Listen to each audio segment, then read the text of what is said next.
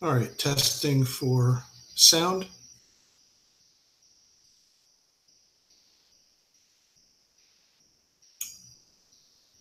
All right, testing for sound. Okay, so I'm live. This will not be a long video. I want to talk about this. This is pretty much my standard. What I'm trying now with flat earth believers is to just ask them this question. How is this state boundary marker placed where it is located? And I'm going to show you where this is. I've never been to this spot, but it is a tourist attraction. People love to go to this spot where these four states come together: Utah, Colorado, Arizona, and New Mexico. And they like to stand on that point and say, you know, I'm in four states at the same time. And I chose this spot to pose this question and to get people to start thinking about the reality of surveying and this whole flat earth thing. So this is what I'm asking. It's a simple question. Do you accept or reject the location of your home property lines and your city boundary, state boundary, and country border lines? So we're starting at the low end, the small lines, your lot lines at your house, moving outward, you know, down your city block, your neighborhood, out to the boundaries around your town or city, out to your county. I could have said your county or parish or, you know, major jurisdiction, out to your state boundaries, and then your ultimately your country border lines. Do you accept or reject these things?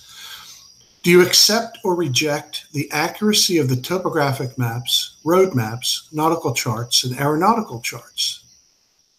And the reason I'm asking these questions is to learn something about the consistency in your thinking and beliefs.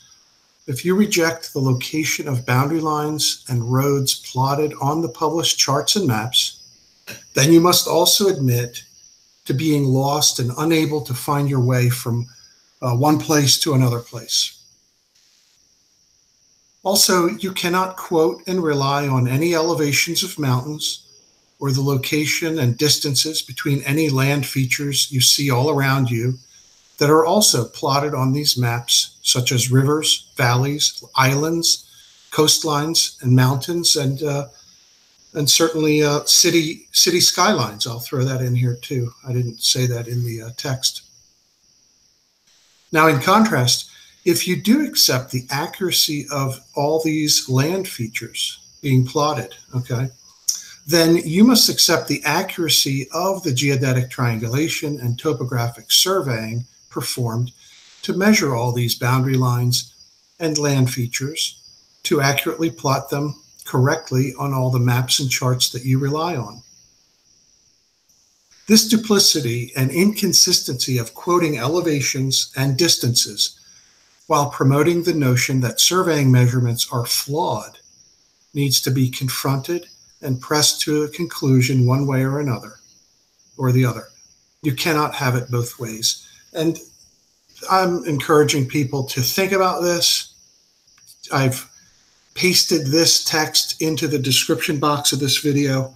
Feel free to use it, improve upon it, word it any way you want. But the fact is that a lot of these flat earthers are, speculating, or not speculating, they are claiming that surveying observations are flawed due to perspective or atmospheric lensing and all these other phenomenon they cite as being something that impacts surveying and causes it to be flawed. Yet at the same time, they're going to turn around and talk about a mountain way off in the distance at some elevation and whether or not you ought to be able to see it or not. And they're going to quote the distance to it and so forth. And well, you can't do that, because you're then accepting the surveying it took to tell you what the elevation of that mountain is, or that building, or whatever. So you can't have it both ways. So that's the point of this. Let's see what else I got going on. Let me show you. This is just a picture of that monument. So now, how did these, this is just one example. I thought it was worth citing this one because of its uniqueness, but there's plenty of boundaries that we can be talking about. Here's an old map, and this is 6. Here's that 4 states or that 4 corners location. This is showing the rivers, the mountains, these boundary lines that were not just drawn on a map, but literally laid out. There are survey markers marking these points done by surveyors. Is it right or wrong? It's just that simple. Is surveying good or bad? Does it work or not? If you live in Utah and you want to visit your aunt who lives in New Mexico, how are you going to get there?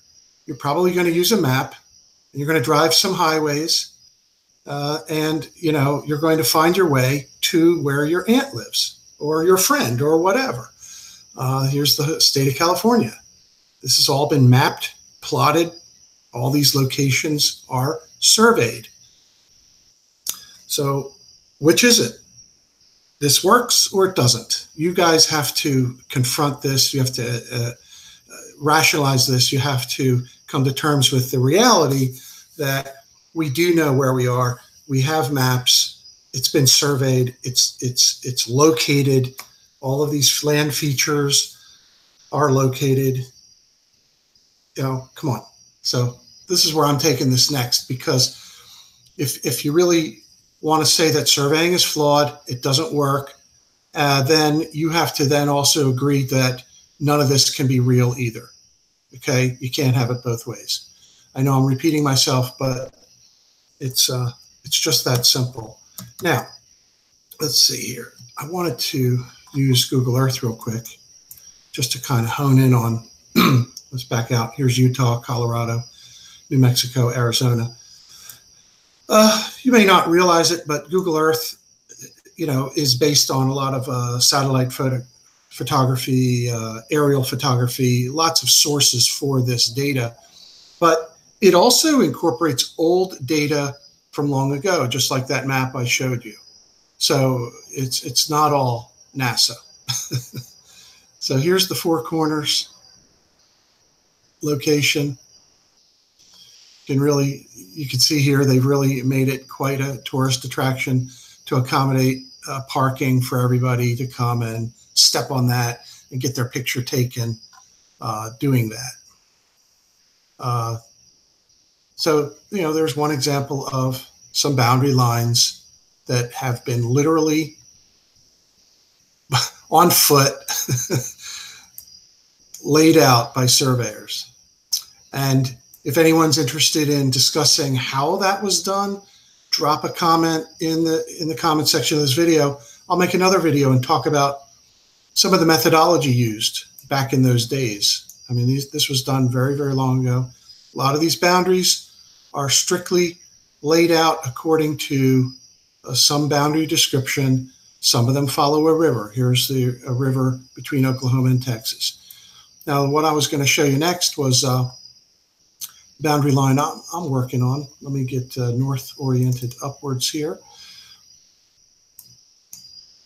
I've been pretty busy at work lately, and I haven't gone back to work anymore on this, but maybe in the fall I'll get to take another look at this boundary. I've made another video about this. That's this line here, the boundary between Delaware and Maryland. I live right about here. So if you've been looking at the things I put on my channel, you know that I've done some survey work along the Delaware Bay, viewing the Cape May Lighthouse across the bay, things like that. This is an area where I can get to pretty quickly and do some survey work and maybe make some videos. I did make a video about the reconnaissance I did driving down here to go visit that monument. It's on my channel. Now, I'm going to end the video with, let's see, this guy. I don't know if you've seen this guy lately. I don't know. He's like coming across my feed in YouTube. This guy called Zoom Truth. He stands on the boardwalk in Point Pleasant. Maybe I'll come out and visit sometime. Say hello. This one here, he had like a police encounter, but that's not all that happens. He has a lot of videos here of him speaking to the crowd and, you know, preaching the flat earth. He has like a placard or a sign or something. One of the things I noticed he says quite often, he talks about that Lake Michigan, viewing across Lake Michigan, and he quotes the 8 inches per mile formula, and he's actually doing it wrong. And I'm happy to show him that. In fact, I made a comment on one of his channels or one of his videos, and I put a comment in there linking him to my video called Flat Earth Curvature Confusion.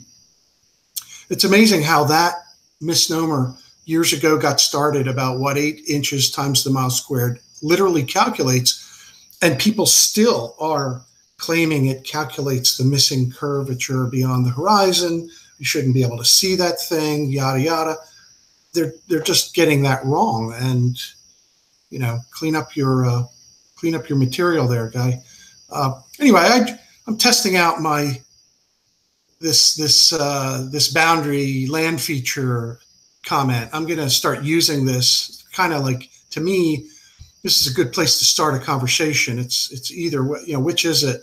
So I dropped that in here, the very comment that I'm making this video about. And of course, you got to play a mind game with me. And he comes back with he questions me, how do you draw straight lines on a ball? Well, that's really clever. I mean, come on. I'm asking you a question and you come back with a question. And that's why I say, why do you reply with a question to my simple question? The answer to your question is within your answer to what I've asked you above. So which is it? One or the other? And then we can proceed from there, or not. It's up to you.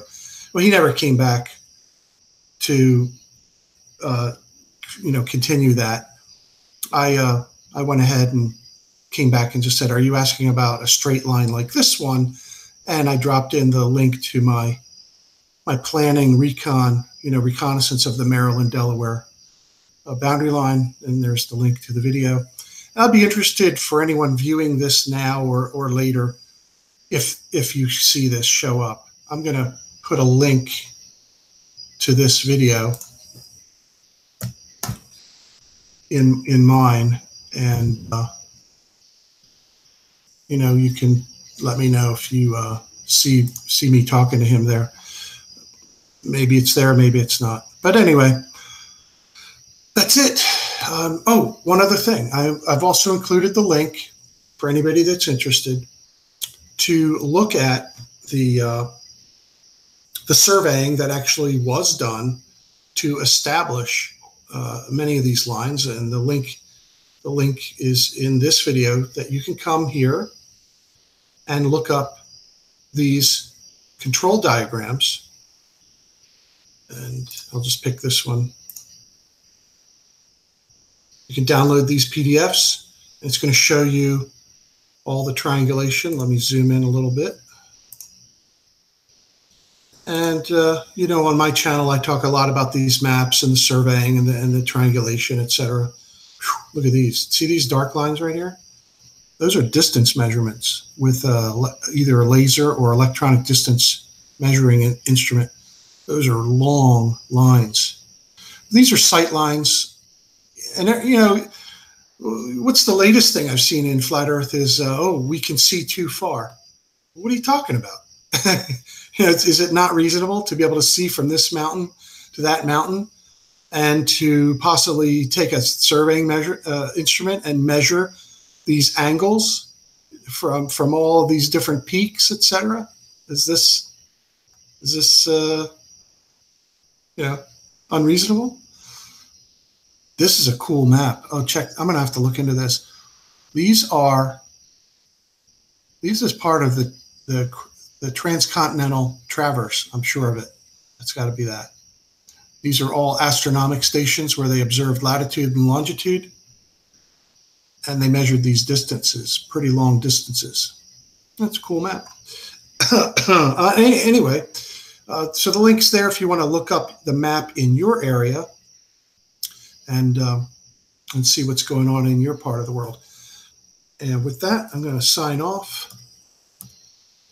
Like I said, feel free to go ahead and make use of that quote, or discuss with me in the comments. Have a good night, everybody. See ya.